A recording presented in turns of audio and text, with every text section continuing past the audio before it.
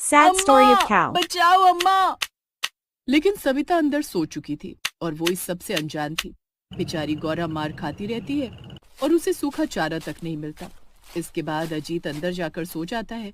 इधर गौरा रोने लगती है। हे भगवान, कम से कम मेरा नहीं तो मेरे बच्चे का ध्यान करो।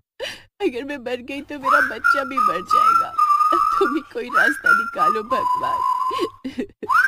गौरा बेजान सी वहां पड़ी रहती है और आधी रात बीत जाती है। लेकिन तभी वो एक दूसरी गाय की आवाज सुनती है। वाह वाह, क्या सुहानी रात है। कितना सुंदर चांद दिख रहा है।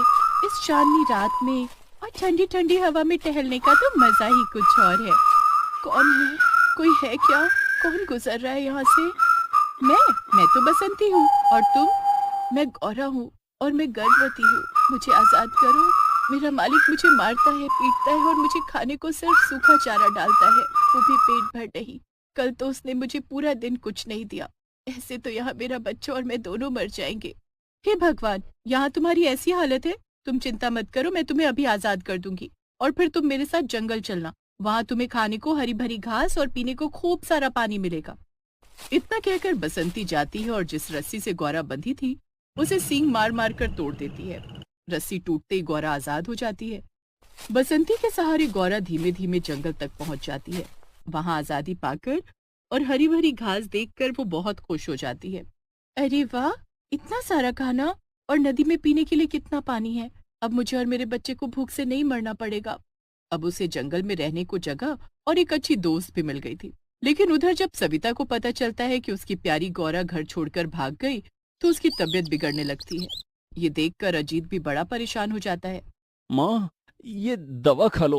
अरे, एक गाय की वजह से अपनी तबीयत क्यों खराब करती हो? उसके रहने से हमें कोई फायदा तो था नहीं। जाती है तो जाने दो ना उसे। चला जा यहाँ से अजीत, तू मेरा दर्द कभी नहीं समझ सकता और ये सब तेरी ही गलती है। तूने मेरी गौरा के साथ अत्याचार किए। पड़ोसियों ने मुझे सब बताया है। उसे भूखा रखा इसीलिए वो भाग गई। मुझे कोई दवा नहीं खानी। कितनी छोटी सी थी वो जब मैं उसे घर लाई थी और आज वो तंग आकर यहाँ से दूर चली गई। मैं तुझे कभी माफ नहीं करूंगी अजीत, कभी माफ नहीं करूंगी। माँ, ये कैसी जिद है? अजीत सविता को समझाने की बहुत कोशिश करता है लेकिन सविता अजीत की एक बात भी नहीं सुनती। दिन बीतते जाते हैं और सविता की हालत बिगड़ती जाती है। वो दवा नहीं लेती थी।